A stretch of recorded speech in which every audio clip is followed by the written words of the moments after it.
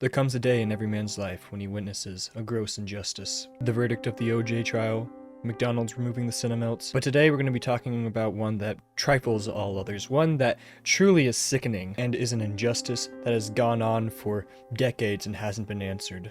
I'm talking about underrated movies. Listen, I could make a whole series going over underrated movies and talking about how Hollywood unjustly gave them poor reviews. But today we're going to talk about one movie that is my personal favorite movie and deserves all the love in the world and just hasn't received it yet. The Secret Life of Walter Mitty. Now, you might look at the Rotten Tomatoes of the movie and say that, it has decent Rotten Tomatoes, but hear me when I say this. This movie deserves a lot more. This movie should have gotten an Oscar, honestly. Before jumping into this, I need to make something very clear. Yes, there is a story that this is based off of. Yes, there is a film by the same name that was released decades ago. I want you to throw all of that out the window. I want you to approach this movie as if it was standalone. As if it was a standalone movie like The Grand Budapest Hotel or The Green Book or Whiplash. Because this movie is incredible and honestly deserves to be up there with them. And before I hear you people gripe about it being a Ben Stiller movie, this is his best performance, his best directing, his best acting performance. This is the best thing that Ben Stiller has ever created. I'm going to do my very best to not spoil the movie because I think spoiling the movie would be an injustice in itself. This is a movie that you just have to see yourself. But I'll do my best to describe the movie without getting into too many spoilers. The movie follows a man named Walter Mitty. Shocker. He's a middle-aged man who works at Life magazine as a negative assets manager. He lives a very boring and mundane life and really hasn't done anything interesting. He shows up to work one day to find out that Life magazine is going to be ceasing its magazine production and moving everything online. So they're in the process of producing their final issue. But in order to do that, they need a picture. And the photographer that they use, Sean O'Connell, sends them a picture that is said to be the quintessence of life. Basically the best picture ever. However, the picture's missing. And Walter Mitty, as the negative assets manager, is in charge of having that picture. And so you see Walter go on a journey to try to find the picture. I made that off the top of my head, but that's pretty much the premise of the movie, but with a little bit of other things sprinkled in between. Because Walter does something that I think a lot of us do nowadays. He daydreams. There are points in this movie where you think that he's doing something cool and heroic, and then he's eventually snapped out of it, and then you realize that what just happened was a daydream. He was zoning out for that segment. And that is why I think this movie is incredible. The movie launches this very boring and mundane man to a situation where he has a little bit of adventure in his life.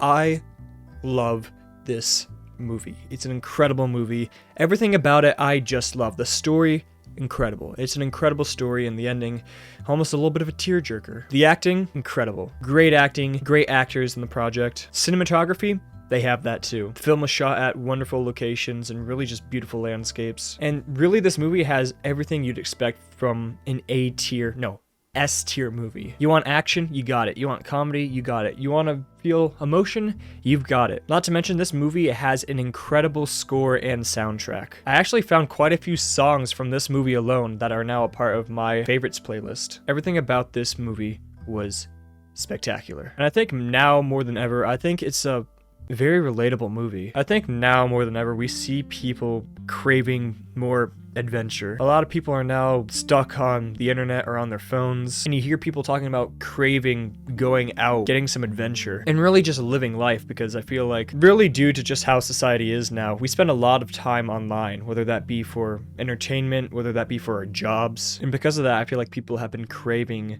some adventure, to go out and see the world. In this movie, which I know is media, but it encapsulates that feeling. It really is an inspirational movie for kind of going out and seeing the world. There's a phrase that's repeated multiple times throughout this movie, and it's apparently the motto for Life magazine. Whether or not it's the actual motto for Life magazine is irrelevant, because it's an incredible quote.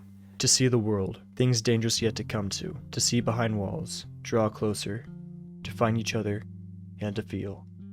That is the purpose of life. There's something about that quote that really just kind of resonates with the theme of the entire movie, and I think kind of resonates for everybody that's watching the movie as well. If there's a theme to this entire movie, it's about living life, about finding yourself, about getting some adventure in your life, kind of. And the way that this movie was done, and the way that it was produced, everything about this movie, and I'm telling you, everything about this movie, in my eyes, it's just perfect. Not only is this movie in my top movies list, but I think this might be my favorite movie, period. It's just such a good movie. And it pisses me off because this movie did not get the reviews that it should have gotten. This movie got a 71% on audience score and a 52% on Tomato Meter. 52% by critics. All right, I'm just gonna say it. I'm gonna say my opinion. We should not have movie critics. Why does Rotten Tomatoes have two genres? One for the audience and one for the critics. The critics are always, every single time, they are always wrong. You take a small group of people with the title movie critic in it, and then we apparently treat them as a god and have to give them their own subgenre of ratings, because apparently they also hold more weight. So much so that they have to be compared with the audience. Just because your opinion is different does not mean that it's correct. I honestly don't get it. Why do we have movie critics, especially on Rotten Tomatoes? They always have the wrong opinion. And I know it's an opinion, but the opinion's wrong. Especially now, more in recent years, we see the divide between the audience and the movie critics just widening. Look at Venom, for example. People, the audience, us human beings, we loved the movie. And the critics, the monsters, hated the movie. Well, guess what? We don't listen to the critics. We listen to the audience score. Honestly, if Rotten Tomato wants to save its reputation, just get rid of the critics, all right? Get rid of the critics' Rotten Tomatoes. It means absolutely nothing. It means zip, zilch, zada. This movie is a hidden gem. It is a hidden gem, and I highly encourage you check out this movie. This movie has everything for really everybody. I already went over it. Action, comedy. It even has a little bit of romance as well if you're looking for that. I cannot stress enough that this movie is incredible. And I know the short story, The Secret Life of Walter Mitty, is very different. It is very different from this movie. This movie took a very different turn, but it's still an incredible story and an incredible movie, and I really can't stress enough how great this movie is. In an age drowned out by the noise of social media, technology, and the constant need to be online not only for entertainment but also for survival, this movie shines high because it's a reminder to take a step back and to go out and see the world, go out and enjoy life, have a little bit of adventure, go see the world, meet new people, so that way when we're all much older we can sit back and look back at all that we accomplished, all the wonders that we saw, all the friends that we met. And I think that's really how people end up happy in life. To see the world, things dangerous to come to see behind walls, draw closer to find each other, and to feel. Because after all, that is the purpose of life.